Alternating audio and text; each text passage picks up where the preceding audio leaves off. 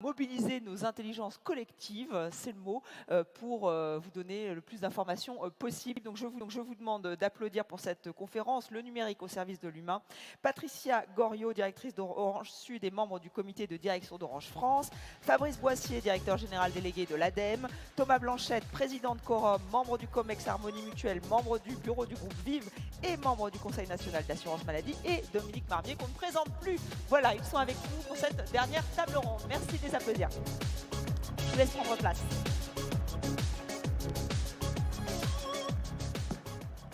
Voilà, on a beaucoup parlé d'intelligence, de cerveau, d'émotion aussi, de l'humain. Donc là, on va voir comment le numérique peut être au service de l'humain. On en a déjà parlé hier, lors de la matinée et aussi lors des ateliers.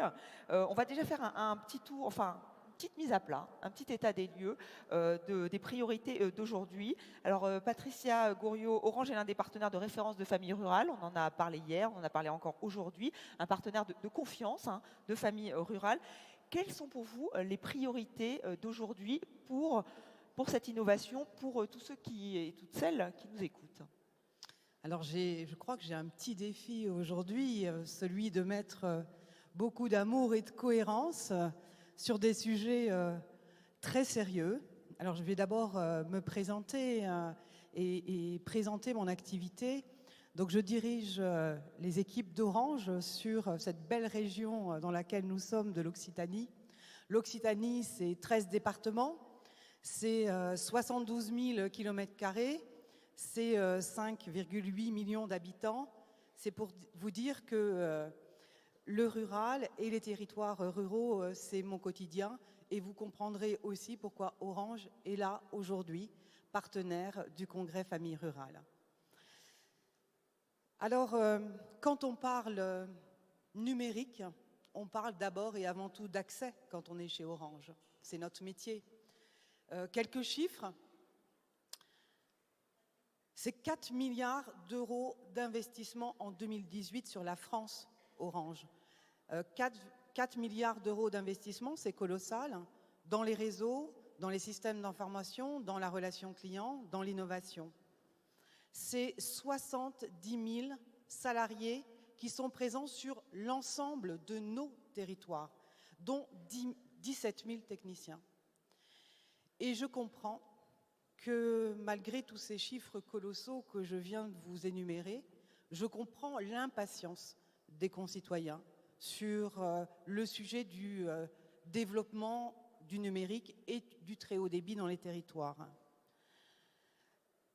Je dois vous l'avouer, le déploiement du réseau, c'est long.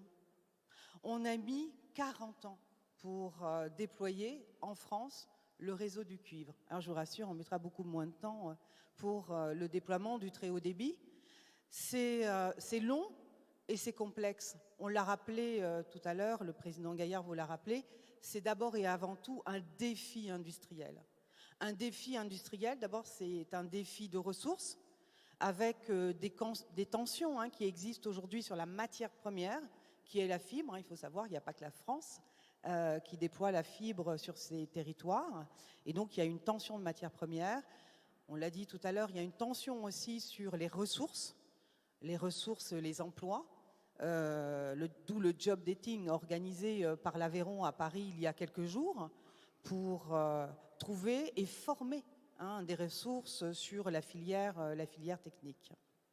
Et puis, c'est aussi un enjeu collectif de simplification de nos procédés et de nos processus. Il faut savoir qu'en France, pour monter un pylône, il faut 2 ans, alors que dans d'autres pays, je citerai l'Angleterre, il faut 6 mois.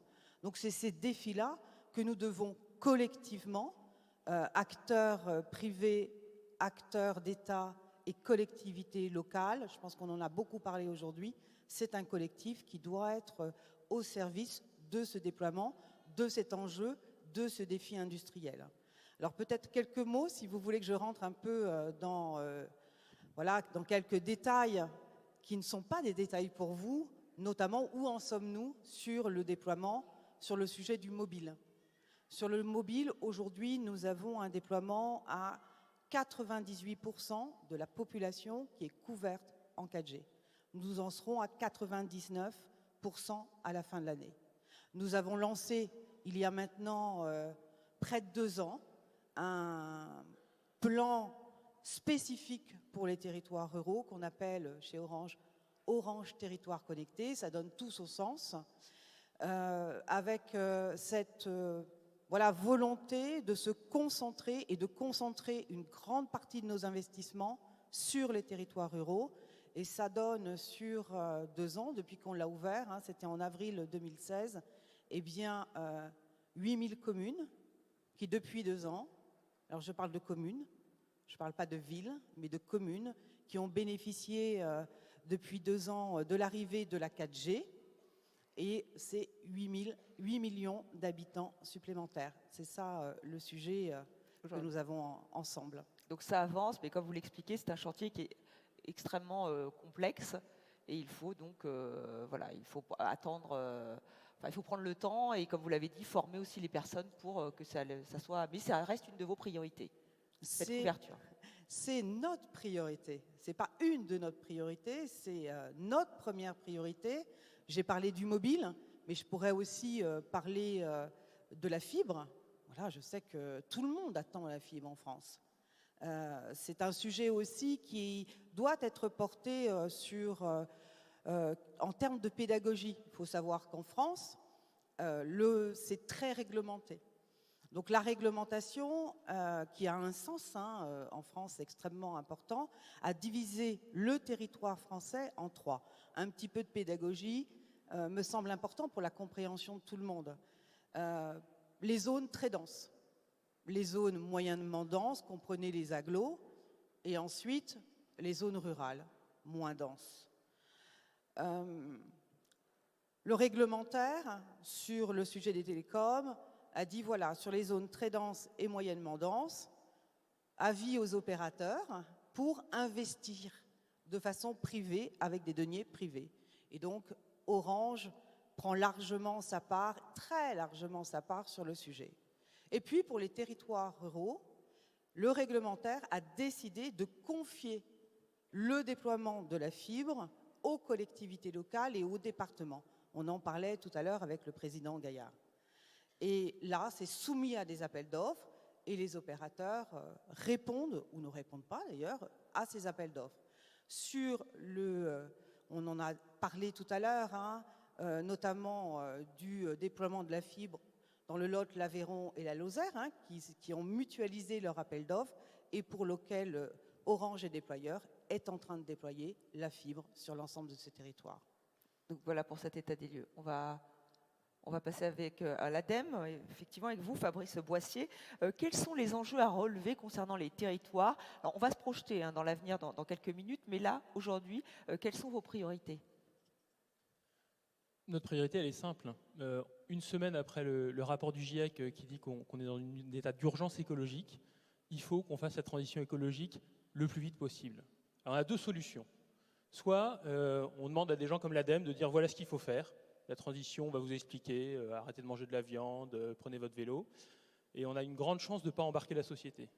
Soit on fait la transition écologique au sein de la société elle-même. Et cette société, c'est une société qui est numérique aujourd'hui. Donc, la seule solution qui marche, c'est mettre le numérique au service de l'humain. Et aujourd'hui, être au service de l'humain, c'est au service de la transition écologique. Donc c'est ça, il faut faire conjoindre le numérique et la transition écologique.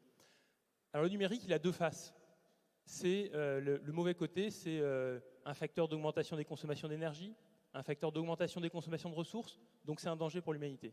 Mais il y a une bonne face, c'est que c'est d'abord le numérique, c'est un moyen de communication. Et si vous avez écouté Pierre Drolot, il a dit la communication, c'est quoi? C'est agir en commun. C'est un moyen d'agir en commun, le numérique. Hier, il y avait des dizaines de milliers de personnes dans les rues pour des marches pour le climat. Vous croyez qu'ils y sont allés comment? Ils ont lu les petites annonces dans le journal? Non, ils ont dialogué avec les outils numériques. Donc voilà, le numérique, premier défi, c'est comment est-ce qu'on s'en sert comme un moyen de mobilisation. Et la bonne nouvelle, c'est qu'il y a des choses qui se développent de ce côté-là. Un exemple, on va lancer avec le WWF, là, très prochainement, une application, We Act for Good, qui permet à chacun, là où il est, de trouver des moyens de s'engager dans une démarche écologique, en mangeant mieux, en se déplaçant mieux, en agissant différemment au travail. Tout ça, c'est des choses qui peuvent être mises à la disposition de chacun dans son territoire, là où il est. Un autre exemple, c'est que le numérique, ça donne aussi accès à des masses d'informations. Alors, il ne s'agit pas de mettre toutes ces informations avec de l'infobésité, mais comment est-ce qu'on les rend utiles, ces informations? Et là, il y a des gens qui créent des outils. L'application Yuka, qui fait beaucoup parler d'elle, vous savez, c'est une application, vous la chargez sur votre téléphone, et vous allez dans les rayons de supermarché, vous flashez, et vous savez si ce que vous allez acheter, c'est bon pour la santé, si c'est des bonnes qualités nutritionnelles, si c'est bio, si c'est pas bio. Ça, c'est génial. Il y a des millions de Français qui l'utilisent. Et donc, ils réussissent à changer dans leur comportement quotidien leur implication dans notre transition écologique. Après, dans les territoires ruraux, il y a des enjeux spécifiques. Monsieur Drolot disait tout à l'heure, avant, il se déplaçait en train pour aller dans les territoires les plus reculés. Bon, aujourd'hui, on voit que c'est de plus en plus compliqué. Après, il a pris sa voiture, mais pour la transition écologique, c'est plus possible. Donc, comment on fait? Avec le numérique, on a des territoires ruraux qui trouvent des solutions. On a accompagné 26 territoires. On a fait un appel à projet, il y a 26 territoires qui sont manifestés, qu'on va accompagner pour trouver des solutions pour redonner de la mobilité dans tous les territoires ruraux. On s'est adressé uniquement aux territoires ruraux. Et à chaque fois, on a besoin du numérique. Pour faire de l'autopartage, il y a des voitures qui restent des heures sans être utilisées. Mais si on arrive à partager avec le numérique où sont ces voitures et qui peut les utiliser, on peut augmenter leur utilisation. Vous voulez faire du covoiturage? On va mettre des aires de covoiturage, mais comment on va se retrouver sur ces aires de covoiturage? Grâce au numérique. Et donc voilà, le numérique va permettre de changer les choses. Et puis bien sûr, il y a la transition écologique, c'est une transition de l'énergie. Il va falloir qu'on change un peu notre manière de produire l'énergie et de l'utiliser. Bonne nouvelle, c'est que les territoires sont des fantastiques lieux de production d'énergie. La méthanisation, le photovoltaïque, l'éolien, tout ça, c'est des choses qui sont des opportunités de valeur pour les territoires ruraux. Ensuite, il faut les connecter au réseau et les connecter aux utilisateurs. Et en Occitanie, on a lancé un projet qui s'appelle Smart Occitania. C'est un projet de réseau électrique intelligent pour les territoires ruraux. Comment on fait pour qu'avec ces nouveaux modes de production, on réponde effectivement aux besoins de consommation? Un exemple très concret, la méthanisation. Vous prenez donc des déchets agricoles, vous faites du gaz, et puis avec ce gaz, vous pouvez faire de l'électricité. Mais c'est bien, mais il faudrait que cette électricité, elle se fasse au moment où les gens aux alentours en ont besoin. Et donc, dans le réseau électrique intelligent Smart Occitania, on va, grâce à la communication du numérique, caler les productions d'électricité de la méthanisation sur les besoins des habitants des villages alentours. Voilà, donc c'est un exemple très concret qui montre que ça donne des solutions. Et enfin, je crois que le numérique peut aussi toucher tous nos modes de consommation. Parce qu'on va mettre du numérique dans les objets, ça va nous permettre de mieux les utiliser. On va pouvoir aussi redévelopper des nouvelles activités. Si vous mettez du numérique dans les objets qui va vous permettre de mieux détecter les pannes, vous allez pouvoir développer la réparation. La réparation, c'est des métiers qui vont pouvoir s'installer non plus en Chine, à Taïwan, parce qu'on n'achète que des produits neufs qui viennent de là-bas, mais des gens qui, sur les territoires, vont faire ces réparations. Ils vont avoir besoin de pièces de rechange, mais on a justement les technologies d'impression 3D qui permettent aujourd'hui de fabriquer ces pièces de rechange. Donc on est en train de dessiner des nouveaux modèles pour des territoires avec des nouvelles activités économiques, des nouvelles manières de se déplacer, des nouvelles manières d'utiliser l'énergie.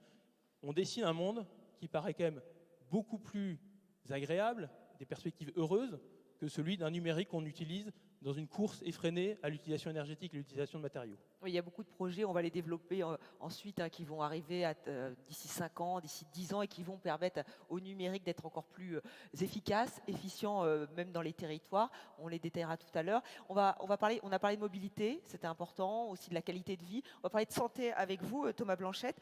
C'est vrai que hier, dans cette enquête de l'IFOP, et vous le savez mieux que moi, les déserts médicaux ont été pointés du doigt. C'est l'inquiétude aujourd'hui, c'est aussi votre inquiétude ?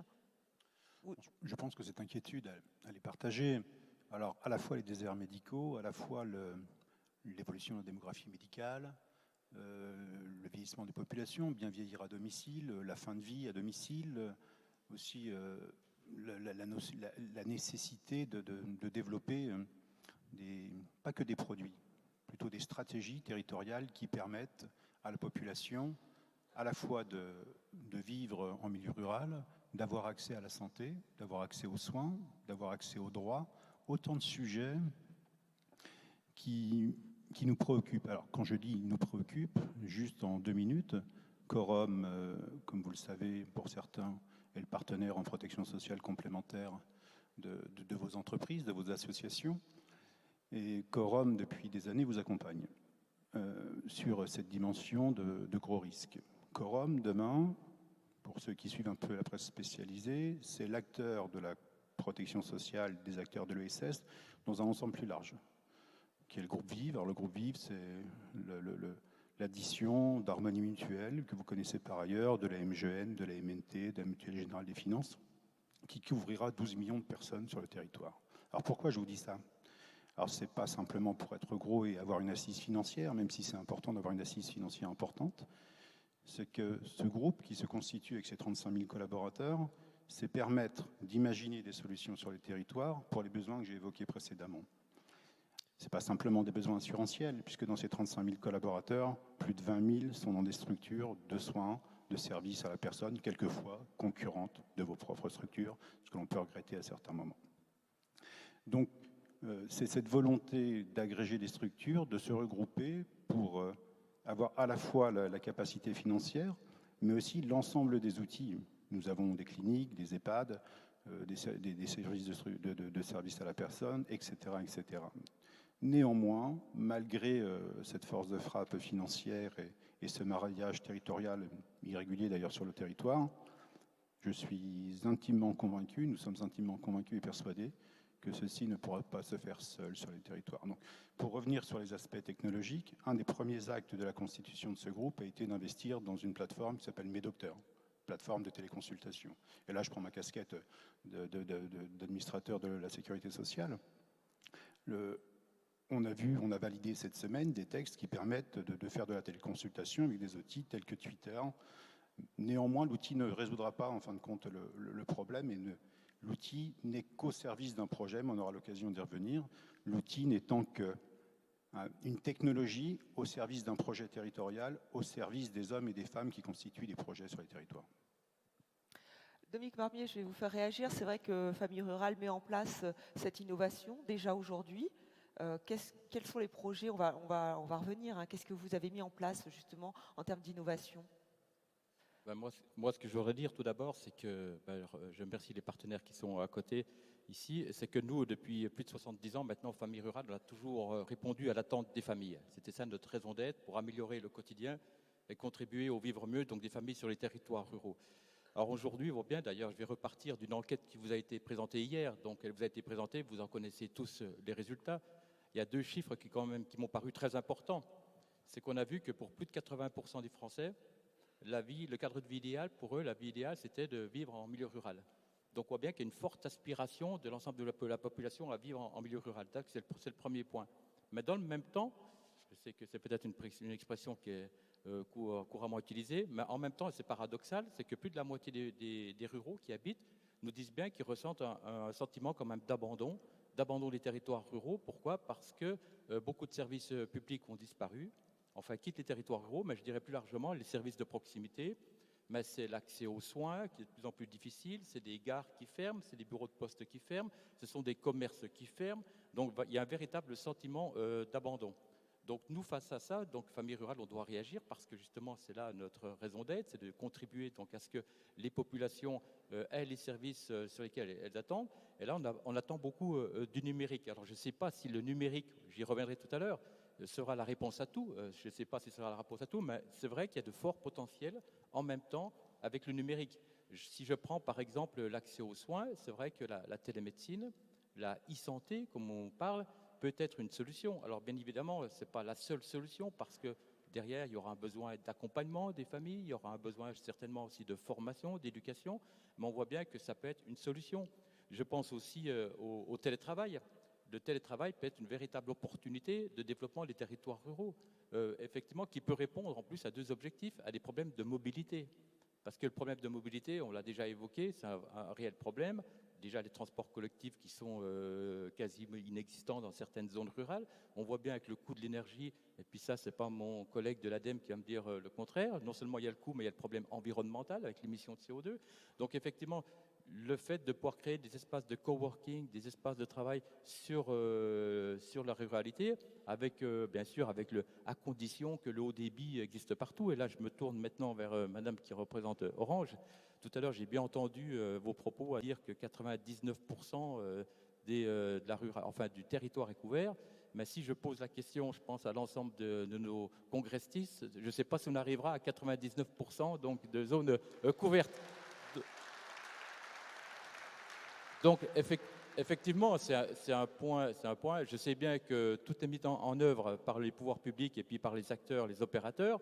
Mais nous, ce que nous demandons, c'est d'aller vraiment très, très vite. Effectivement, vraiment une démultiplication, vraiment des objectifs ambitieux dans la matière. Parce que si ça peut être une réponse donc, aux attentes des familles sur les territoires ruraux, voilà, ça passe déjà par le haut débit, la couverture, bien sûr, sur l'ensemble du territoire. Et je vois que Patricia Goriot veut vous répondre. Dominique Barbier, effectivement, il y a des attentes fortes. On en a parlé hier. Alors, vous avez raison. Quand j'ai posé le chiffre de 98 et de 99% de taux de couverture de la population, vous n'êtes pas sans savoir que le gouvernement a réuni autour de lui au mois d'avril les 4 opérateurs, puisque Orange n'est pas seul, nous sommes 4 opérateurs sur le sujet en fait de la couverture mobile. Un accord a été trouvé entre le gouvernement et ces 4 opérateurs avec des engagements ambitieux, rapides, sur le sujet de la couverture du territoire. Sur le sujet de la couverture du territoire, nous avons, dans les engagements qui ont été signés symétriquement entre le gouvernement et les 4 opérateurs, nous avons l'engagement de terminer les zones qui sont sur le territoire peu ou pas couvertes, ce qu'on appelle dans notre jargon les zones blanches. J'imagine que vous utilisez exactement le même mot, avec un programme extrêmement ambitieux. Ça représente 5000 sites à déployer, dont une petite 500 à déployer d'ici 24 mois. Et ce sont les collectivités qui vont remonter les sites prioritaires. Nous avons aussi des engagements parce que quand on parle mobile, on parle de mobilité avec une appétence en fait qui est de plus en plus grande en termes de mobilité, de couvrir aussi les autoroutes, les moyens de transport, je pense au TGV, au TER, et puis tous les endroits où nous sommes présents, notamment pour nos vacances, les plages, les montagnes. Il y a cette ambition là aussi qui est dans cet accord signé entre les 4 opérateurs et le gouvernement avec un suivi et des indicateurs et des pénalités à la clé. Donc c'est pris sérieusement en compte par l'ensemble des opérateurs et notamment par Orange. Nous sommes engagés sur ce sujet. N'ayez aucune crainte, vous pouvez compter sur nous. Il compte sur vous, je crois, effectivement. Je l'ai bien compris. On va se projeter dans les 5-10 ans à venir, même plus loin si vous le souhaitez. Là, une couverture totale, plus de zone blanche, voilà, ça sera parfait. Mais c'est vrai qu'on aimerait savoir quelles sont les innovations qui vont permettre aux territoires ruraux d'être encore plus innovants et d'être encore plus d'accueillir toutes ces personnes qui ont envie effectivement de travailler, de vivre dans les campagnes. Fabrice Boissier, quelles sont les innovations de demain que vous souhaitez, que vous mettez en place au sein de l'ADEME? Alors, je vais me permettre de ne pas complètement répondre à la question. Parce qu'en fait, les innovations, et là je reprends un peu ce qu'a dit Pierre Drolot tout à l'heure, ce n'est pas nous qui allons les faire, c'est vous qui allez les faire. Et là, on attend de familles rurales d'être vraiment ce connecteur entre les gens qui sont sur les territoires ruraux et les gens qui vont pouvoir faire des solutions. Moi, je ne peux pas arriver en vous disant voilà la solution pour demain. Si on n'a pas construit ensemble le besoin, si on n'a pas construit ensemble le service dont vous avez besoin, eh ben, il y a toutes les chances que le service qui sera fait sera très adapté pour des citadins. Voilà, on vous donne une appli pour trouver votre vélo en libre service. Si vous êtes sur un territoire rural où il n'y a pas de vélo en libre service, ça ne vous sert pas. Et donc, il y a vraiment toute une étape de co-construction de ce qu'on veut faire du numérique demain, qui est essentiel et qu'il ne faut pas louper. C'est pour ça que je ne veux pas partir tout de suite sur les innovations. D'abord, il faut qu'on se pose les questions. C'est quoi les solutions dont vous avez besoin pour demain? Et donc, famille rurale, là ici, on attend que vous soyez ce vecteur de remontée des données, aussi un vecteur pour informer les gens des enjeux de la transition écologique, pour informer les gens des nouveaux outils qui se mettent en place, et qu'ensuite on puisse construire des solutions. Et on peut en imaginer sur tous les secteurs. la mobilité, j'en ai parlé un peu, l'alimentation bien sûr, mais le vivre ensemble aussi. Et tout ça, ça doit pouvoir se faire en collaboration. Parce qu'en fait, ils ont un trésor de données qu'on peut collecter, c'est-à-dire lié effectivement à l'environnement, à la mobilité. C'est ce que vous êtes en train de nous expliquer. Il y a effectivement un énorme trésor, comme vous dites, avec les données qu'on peut acquérir grâce au numérique. Mais ce trésor, il peut être utilisé de la moins bonne manière possible, c'est-à-dire ça va être capté par des entreprises sans respect des données personnelles, puisque les données qui vous concernent sont des données personnelles. Et donc ça va être fait pour éventuellement vous proposer des outils dont vous n'avez pas vraiment besoin, vous pousser à consommer encore plus. Mais ça peut être aussi un outil pour les territoires, pour les collectivités, pour les associations, pour les habitants, de mieux maîtriser leur consommation d'énergie. Par exemple, le compteur Linky, parfois décrié à l'ADEME, on le soutient complètement. C'est un outil au service de la transition, c'est-à-dire que ça va permettre à chacun de se réapproprier comment il consomme de l'électricité. Est-ce qu'il n'a pas du gaspillage qu'il ne voit pas? Est-ce qu'il ne va pas pouvoir trouver des nouvelles solutions, rénover sa maison, changer des équipements, peut-être penser à éteindre les lumières?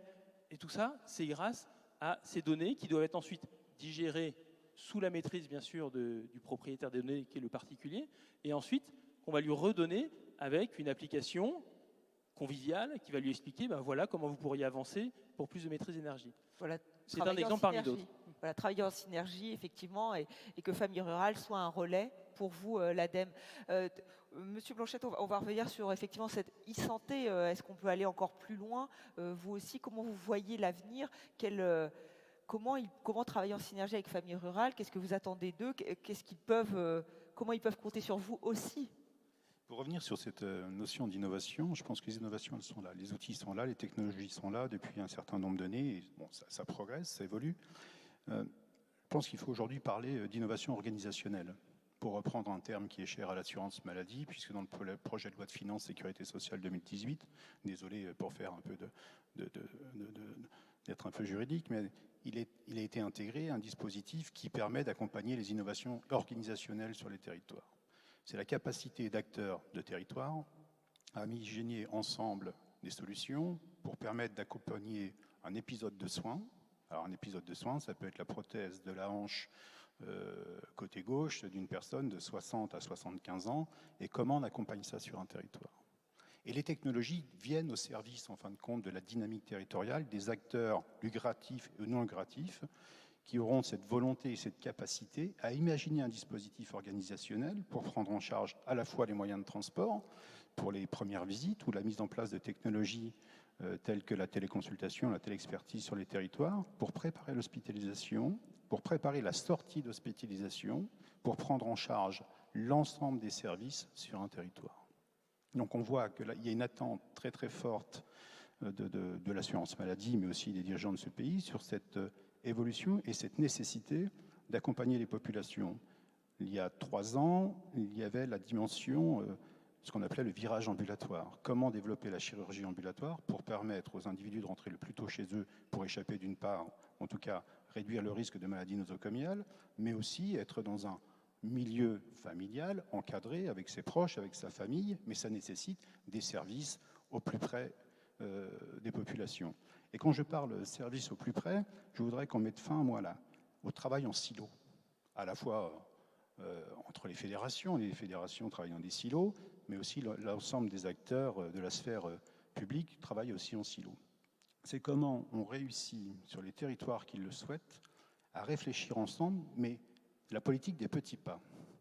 Comment sur un territoire, alors je vais prendre un exemple qui me tient à cœur puisque je l'évoquais avec Michel Pillon tout à l'heure, par exemple, vous avez des lieux de vie sur les territoires qui sont des lieux de vie famille rurale. Comment ces lieux de vie peuvent devenir des lieux de téléconsultation, de téléexpertise, mais aussi des lieux où on accède au droit, passer du droit formel au droit réel.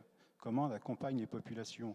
Comment éventuellement la crèche des Écureuils à Jonchery-sur-Velle, où ma fille a fait ses premiers pas, certains se reconnaîtront dans la salle s'il y a des Marnais encore présents, comment ces lieux peuvent devenir, et d'autres endroits, et j'ai vu dans ce rapport, dans le rapport qui était présenté hier, malheureusement je n'étais pas présent, mais je l'ai lu avec beaucoup d'attention, parce que j'en avais eu quelque part la primeur, comment on recrée du commun, comment on crée des lieux où à la fois le télétravail, qui est génératrice à la fois d'économie, mais aussi d'un impact positif sur l'environnement, comment ces lieux, on va dire on est à plus 5 ans, plus 10 ans, donc on a 100% de réseau sur le territoire, quelle que soit la forme, en tout cas comment ces lieux en milieu rural permettent d'une part d'éviter des déplacements inutiles. J'habite Carcassonne, donc je suis en Occitanie. Les grèves SNCF, en fin de compte, ont révolutionné, pas mon quotidien, mais ont accéléré, ont modifié considérablement notre consommation à la fois de transport, puisqu'on a développé la visioconférence de façon très, très accélérée. Donc, comment dans les territoires, au regard de l'attente et de l'appétence des citadins à revenir vers le monde rural, comment on développe ces lieux, mais pas en silo. Pas d'un côté l'espace de coworking, pas d'un autre côté l'espace de téléconsultation, mais certainement des lieux en milieu rural où on retrouve l'ensemble des services et quelque part, on remet du service public au cœur des territoires. Donc vous croyez effectivement l'importance des tiers-lieux, des maisons de services, elles vont prendre de plus en plus d'importance dans les 5-10 ans à venir. Si je vous suis, c'est ça l'avenir en fait. Je ne dis pas que c'est l'avenir, c'est un souhait. Les technologies sont présentes. Il y a des acteurs importants qui ont la capacité financière, la capacité technologique et l'envie d'avancer sur ces champs-là. Mais on ne pourra pas le faire seul. Je ne crois pas. Je crois plutôt à ce qu'on appelle à la création d'un pôle du non lucratif, ou 2 pôles du non lucratif sur les territoires, avec des partenaires privés qui viendront s'insérer ou qui viendront accompagner des dispositifs ou des projets ambitieux. Ce n'est que par cela, je le répète, malheureusement, nous travaillons trop souvent en silo. Je suis enchanté d'être présent ce matin parmi vous avec ma casquette de mutualiste et plus particulièrement de quorum, parce que ça permet d'envoyer aussi des messages sur cette dimension. Il y a certainement nécessité d'imaginer entre acteurs du non lucratif, au-delà des aspects conventionnels, des aspects assurantiels, développer des synergies, mais politique de petits pas, je le rappelle, les hommes et les femmes qui ont envie, territoire par territoire, bassin d'emploi par bassin d'emploi, village par village, envie d'avancer ensemble sur un projet réellement concret. Et ils mettent des moyens. Ils mettent des moyens, non pas conséquents dans un premier temps, mais ils mettent quelques moyens pour tester, éventuellement échouer. C'est ça aussi l'innovation, c'est tester des dispositifs et accepter dès le départ de se tromper 8 fois sur 10. Vous rejoignez ce que nous a dit Pierre Drelon, effectivement travailler ensemble, peu importe les domaines, pour avancer ensemble, c'est aussi ce que vous nous soulignez. Patricia Goriot, on peut revenir quand même sur aussi les innovations, parce que j'imagine que vous avez beaucoup d'innovations au sein d'Orange, enfin vous y pensez, il y a des prototypes, voilà. Qu'est-ce qui pourrait servir à famille rurale, aux ruraux? Quelles sont les innovations dans lesquelles vous croyez, en tout cas qui pourraient effectivement avoir tout de suite un côté concret?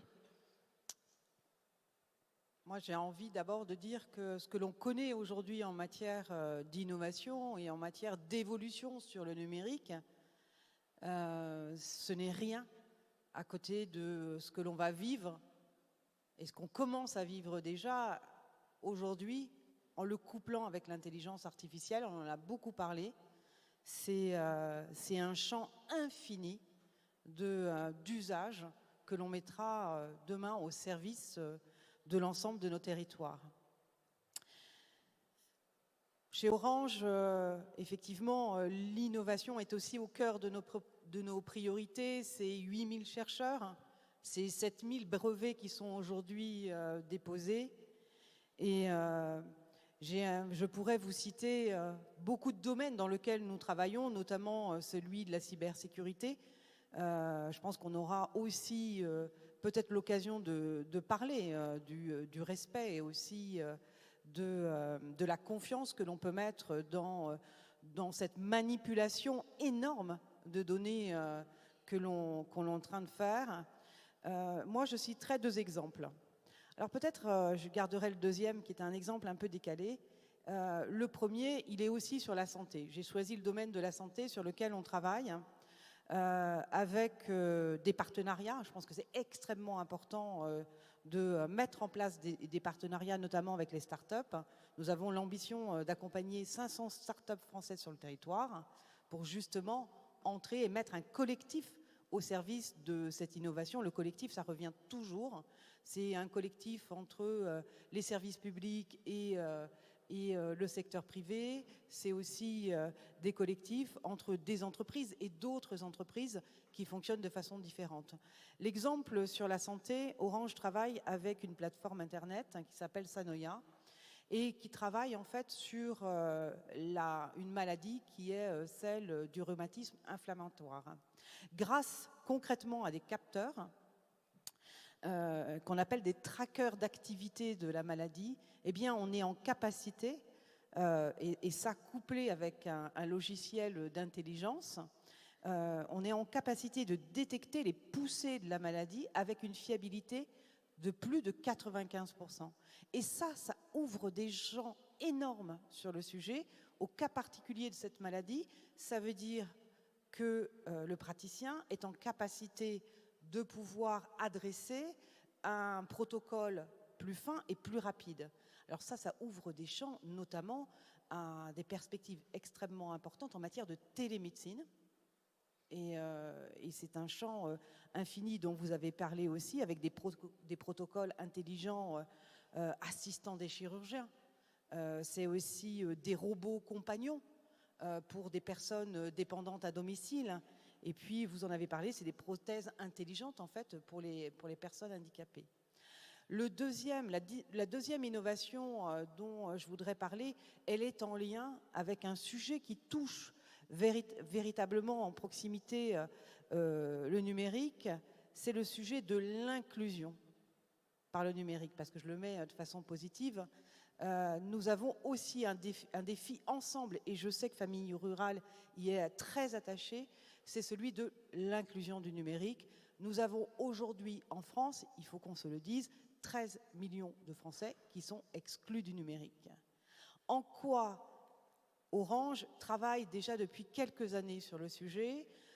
Sur l'année 2018, nous entourons en proximité 2000 associations pour aider à l'inclusion par le numérique.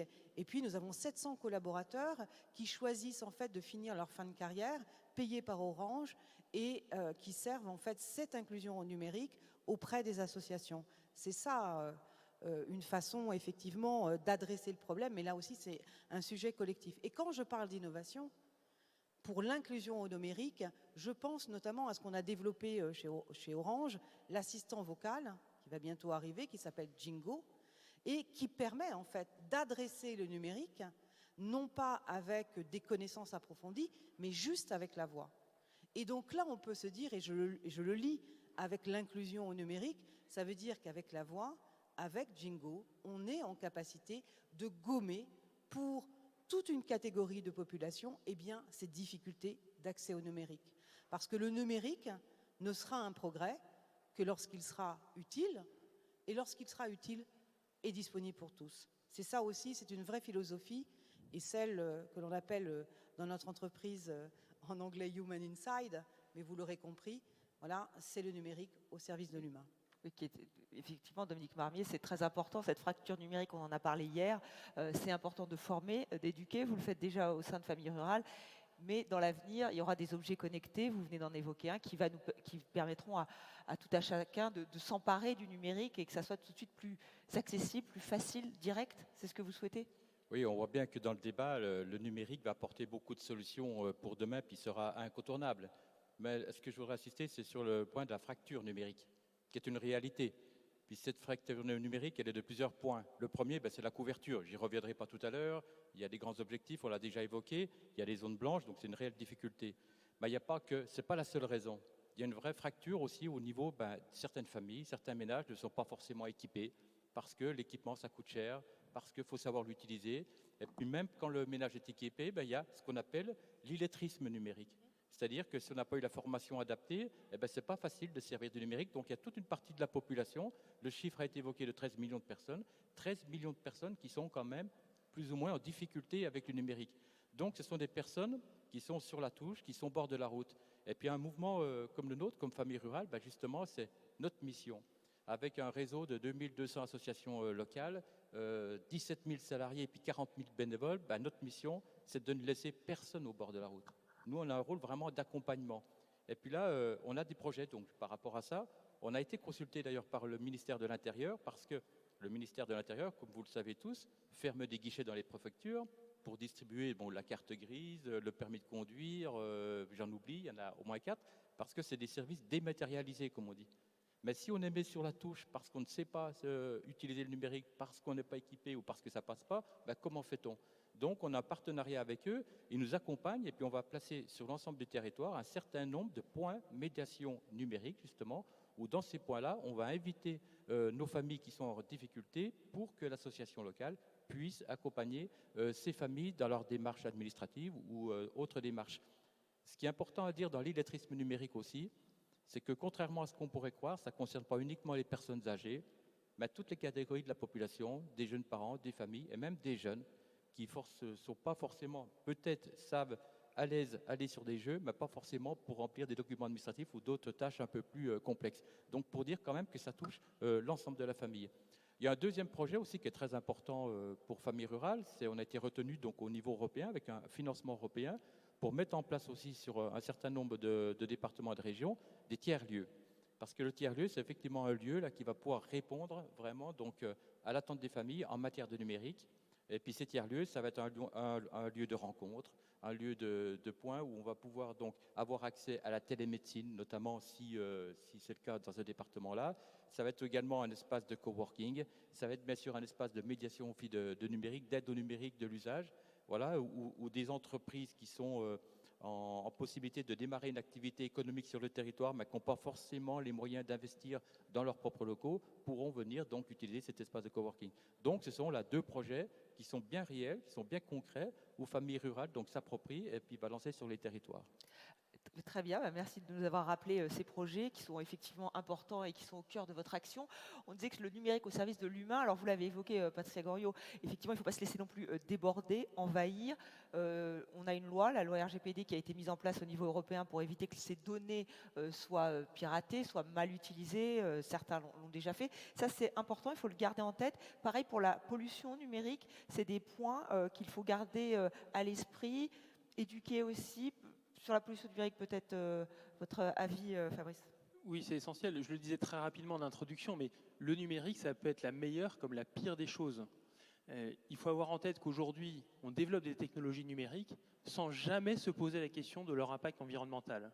Les technologies comme celle des bitcoins, je ne sais pas si vous connaissez ces monnaies parallèles, ça consomme au niveau mondial quasiment autant d'électricité qu'un pays comme la France. C'est énorme. Mais pourquoi? Finalement, la valeur ajoutée n'est pas énorme. Ensuite, quand on développe des nouvelles applications, quand on développe des nouveaux logiciels, il est essentiel de rentrer dans une logique d'éco-conception.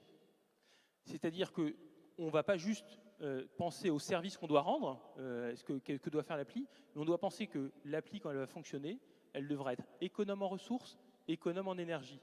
Et ça, c'est un mouvement qui peine encore à émerger dans le monde du numérique et qu'il faut absolument accélérer. Et il faut absolument que l'ensemble des consommateurs du numérique, que nous sommes tous, demandent effectivement ces choses-là. De même qu'ils doivent demander que leurs données ne soient pas laissées au commercial et qu'ils en aient la maîtrise. C'est les consommateurs qui vont pouvoir agir sur les professionnels du numérique pour leur faire changer leur comportement qui sont aujourd'hui dans la mauvaise direction, pour les mettre dans la direction du numérique au service de l'humain et de l'écologie. Donc voilà, il fallait le rappeler, c'est vrai que ça aussi, ça contribue à l'éducation numérique. Et ça, c'est une donnée importante aussi chez Orange, Patricia Goriot?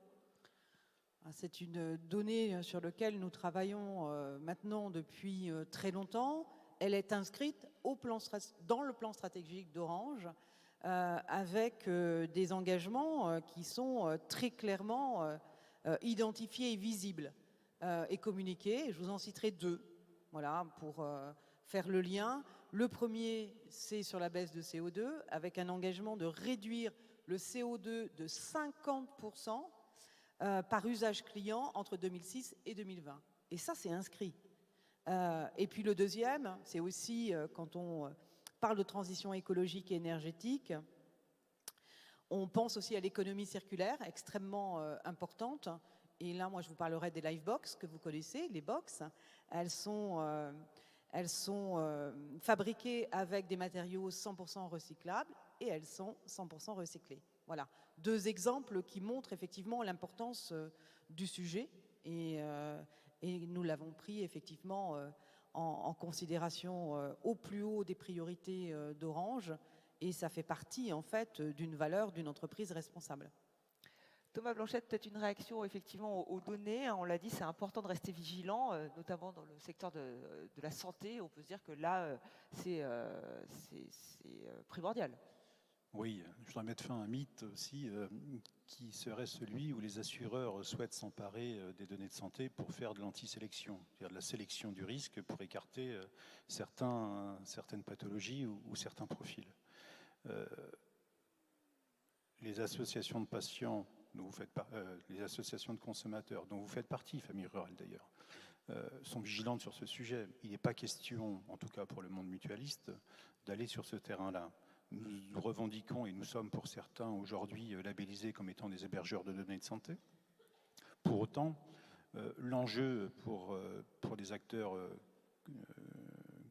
de protection sociale complémentaire ou des acteurs globaux de santé, c'est de recueillir de la donnée anonymisée pour accompagner des parcours. Ce n'est pas de la donnée personnelle pour fliquer ou pour suivre un assuré. C'est bien de recueillir des éléments, des données qui permettent d'imaginer ou d'intégrer ces données-là sur un territoire de santé, par exemple, si l'on souhaite accompagner les diabétiques de type 2 sur le territoire de Rodez, comment on intègre des éléments, comment on intègre de la donnée par rapport à le citoyen parisien n'est pas le même citoyen que le citoyen qui habite Rodez. Les déterminants de santé ne sont pas la même, donc obligatoirement, son parcours de vie, son lieu de vie, son exposition au stress, son exposition à tout un tas de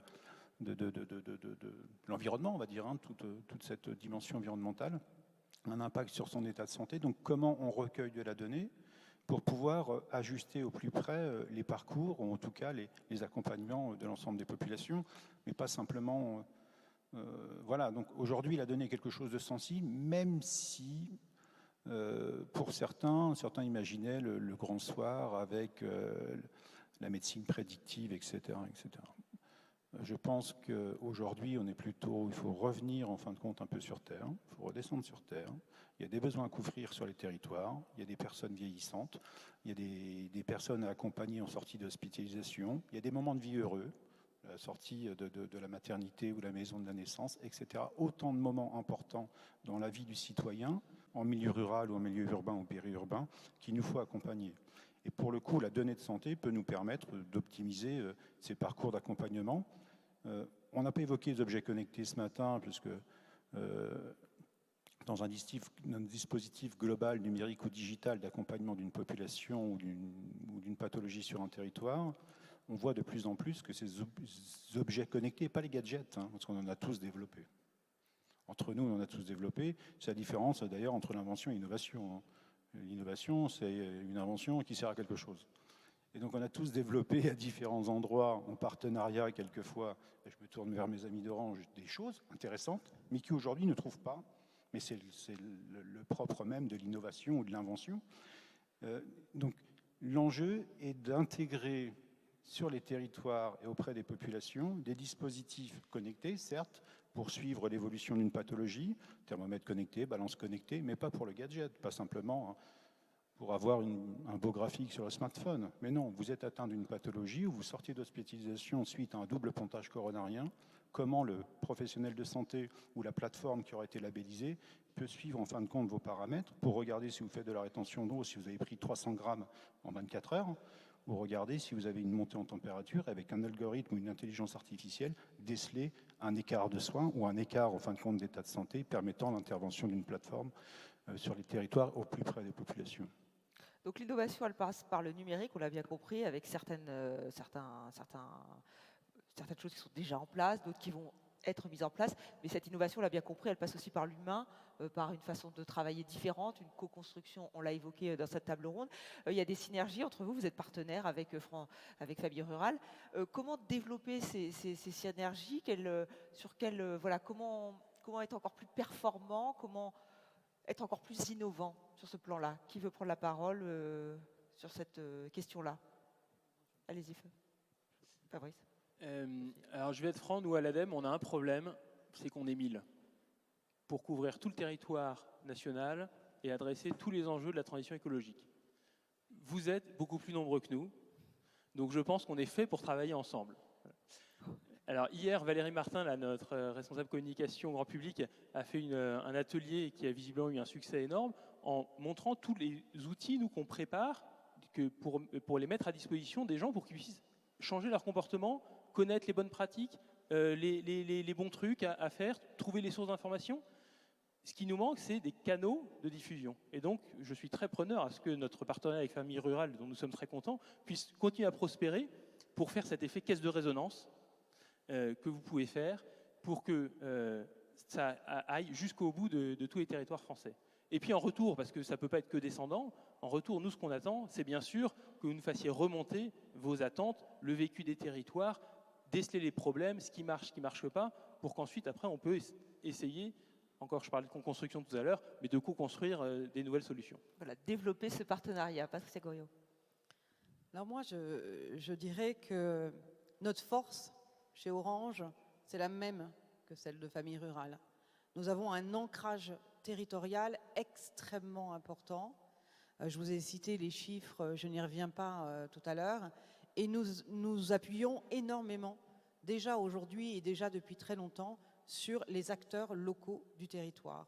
Sur les acteurs locaux, les collectivités locales, mais aussi le tissu associatif. Et c'est cette force-là, conjuguée avec celle de Famille Rurale, avec cet ancrage territorial, et en partant du principe que pour créer l'innovation, je parle de la bonne innovation, celle qui sera utile, il faut partir de l'écoute de celui qui va l'utiliser, de l'écoute des clients. Et donc c'est sur ce sujet de l'écoute, et c'est là qu'on se rejoint, je pense, tous les quatre, ce sujet de l'écoute qui est fondamental pour créer l'innovation qui correspond aux spécificités en fait, des territoires ruraux, parce qu'il y a des spécificités, et que l'innovation qui correspond et qui est développée pour les villes, bien sûr, un certain nombre d'entre elles seront généralisées et généralisables pour des usages sur les territoires locaux, mais certaines seront spécifiques, et ça c'est clair. Voilà, donc vous saviez déjà que vous étiez important, on a bien compris que là, voilà, vous êtes un relais déterminant, crucial pour l'ADEME et pour Orange. Thomas Blanchette, vous nous avez expliqué qu'effectivement il fallait plus de synergie, qu'il fallait ne plus travailler en silo. Si vous aviez un mot à ajouter.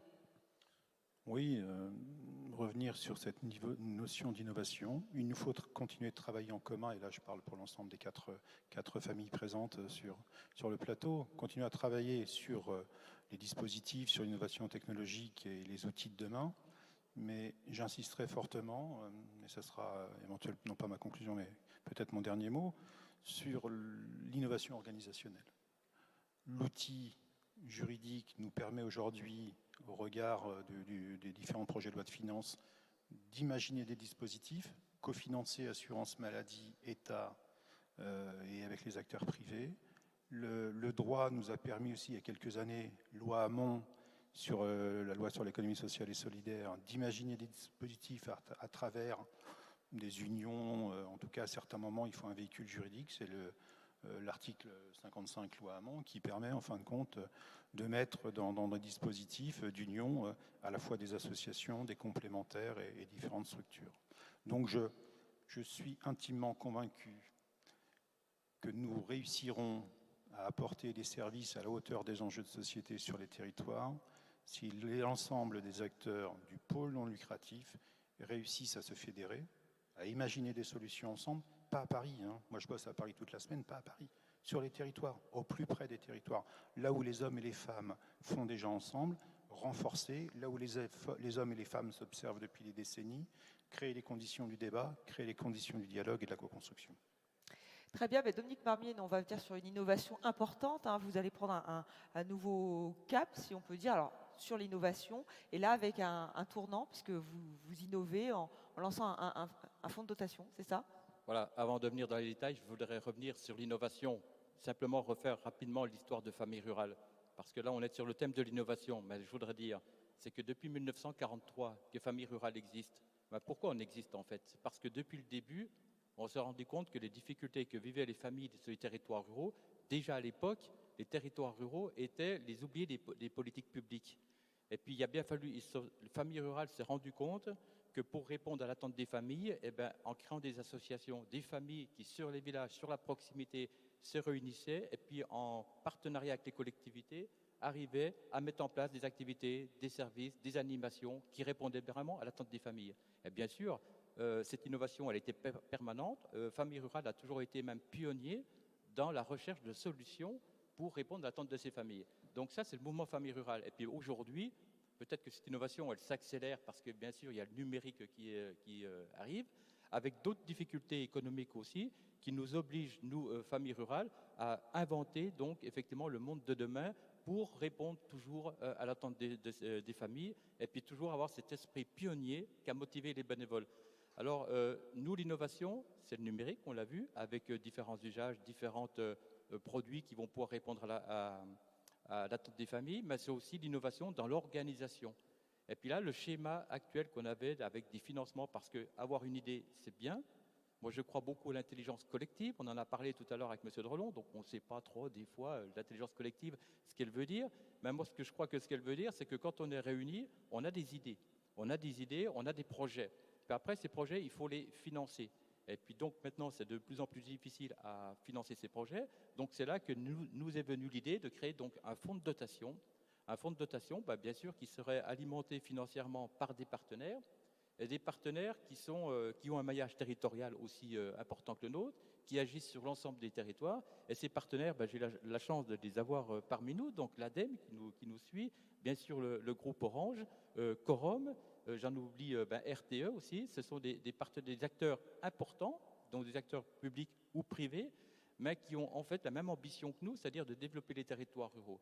Donc on crée ce fonds de dotation, bien sûr alimenté pour partie avec un financement de la Fédération nationale, avec le mouvement Famille Rurale plutôt dans son ensemble, mais aussi alimenté avec des moyens relativement importants des partenaires que j'ai évoqués. Et avec ce fonds de dotation, on va faire des appels à projets, justement, pour que justement cette initiative, cette intelligence collective arrive à monter des projets au niveau des territoires, des projets donc concrets qui répondront à l'attente des familles et qui seront financés en partie par ce fonds de dotation. Alors l'innovation, elle est faite que maintenant on va pouvoir financer avec des acteurs publics et avec des acteurs privés. Donc ça, c'est le caractère innovant. Voilà, le fonds de dotation. Malheureusement, je ne peux pas en délivrer le nom aujourd'hui. Je ne peux pas non plus en délivrer la charte graphique aujourd'hui. Mais je vous rassure tous, il est prêt. Ça va démarrer très prochainement. Et bien sûr, il y aura un plan de communication quand tout sera calé. Mais l'important, c'est qu'il existe. J'y crois beaucoup. Je crois beaucoup justement à vos actions sur les territoires. Et les idées, elles émergeront bien de vos souhaits dans vos associations locales. Voilà, et ça permettra d'accélérer cette dynamique d'innovation. Très bien. On a hâte de connaître le nom et la charte et voilà, le fonctionnement. Je pense que tout le monde ici a beaucoup de questions sur ce fonds. Merci vraiment à vous trois d'avoir participé à cette table ronde sur le numérique au service de l'humain, d'avoir été présents à Rodez pour ce congrès national Famille Rurale.